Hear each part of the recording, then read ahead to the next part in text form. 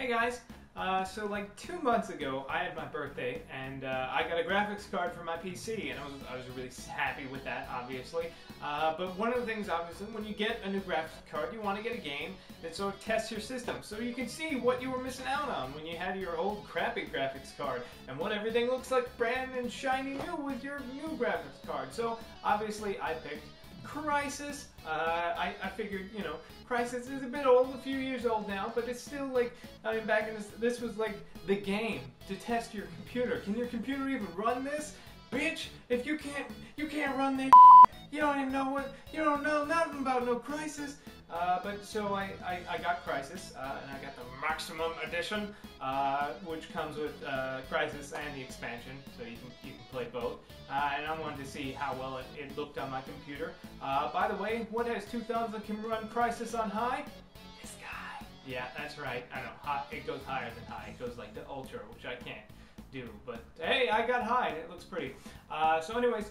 I played through the game, and not only does it look pretty, but there's a game there that you probably want to hear my opinion on. So, here's my opinion on Crysis.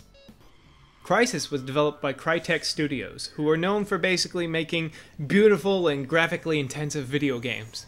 Their motivation seems to be solely about creating first-person shooters that really challenge the hardware of your computer.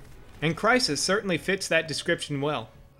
In the game, you play as Nomad, a member of a secret special forces unit that uses these unique nanosuits that actually give you all these superhuman abilities. Thanks to your nanosuit, you're not only just bullet resistant, you also can, at any time, increase your strength, increase your speed, and even cloak yourself so enemies can't find you. These abilities are really useful if you need to sneak past some guards, jump over something that you couldn't otherwise get past, or sprint to something that you need to get to really soon. But obviously, using any of your abilities drains the energy of your suit.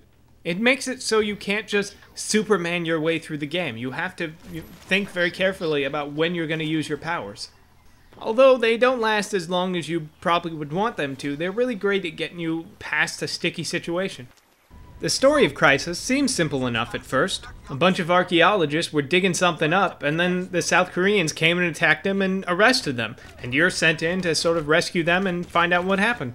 But obviously things aren't that simple. Your team is being killed off one by a mysterious creature, and you have no idea what these archaeologists are up to.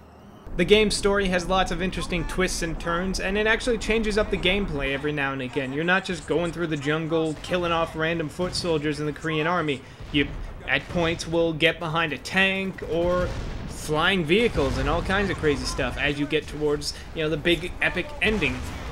The game obviously looks really good because I can turn it up all the way to high. I did actually turn it up to ultra once, but that was a mistake. Obviously, the game is not without its flaws. Even though I'm some crazy awesome super soldier, it seems like the regular foot soldiers don't die when I shoot them. They have a lot more health than I would think that they should have. And although you can pick up ammo off the ground from other people's weapons, you have to physically reach down and hit F to pick up the weapon so that you can get more ammo. Oh my god. What does it mean? Thankfully, these 2 big concerns of mine were both solved in the expansion Crysis Warhead. The enemies die with a satisfying number of bullets, and ammo just picked itself up when you walk over it. One of the other big draws of Crysis Warhead is you don't play Nomad, you play Psycho, one of his teammates.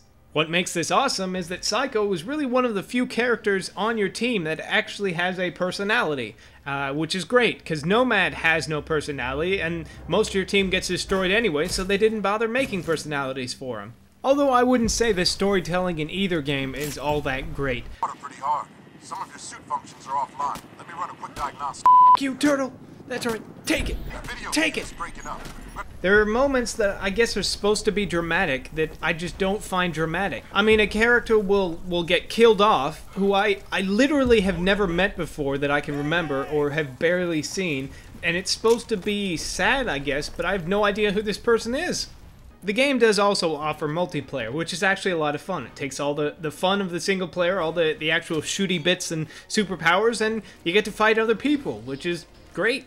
Because at the end of the day, that's really all that matters. The gameplay is running around the jungle shooting people fun. Yes, it is. It's fun. It's very fun to run around and get superpowers and punch a dude and watch him go flying. So there you have it. Crysis it's all right. I'll leave it at that. It's all right. As terms of a shooter, it works. It works as a shooter. I gotta say though, I liked Crysis Warhead better than Crysis. I found Crysis Warhead to just be a better game. I like the fact that it didn't take half my damn clip to kill just a regular foot soldier. I like that the ammo just picked itself up when I walked over a gun. You know, I like that there's a lot of improvements that Warhead added, which is great. You wanted an expansion to add onto the game. But overall, it was a pretty decent experience, I have to say. It was nice. It was reasonably epic. Changed things up so it didn't get stale or boring.